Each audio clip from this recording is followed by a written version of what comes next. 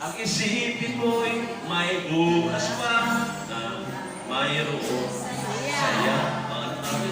Gabi ko ay hindi handa upang tumakas ka. Huwag kang iiwas pag nabibigo, dapat na tumawag ka. Yes, Lord.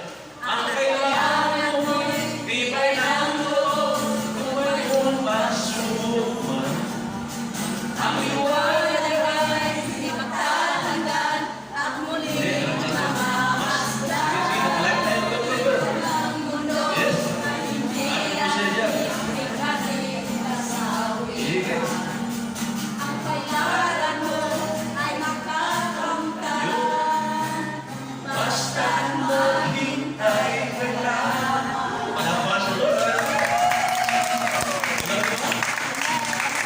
Ang pangarap mo yung mahakamtan, basta't maghintay ka lamang. Yan po ang nangyari sa 38 years na paralyzed. Walang tumulong sa kanya, walang naluwi niya, walang nakapag sa kanya.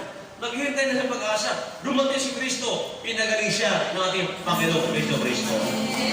Kaya ngayon, hindi mo dumating ang pangangailangan mo, basta maghihintay ka lang.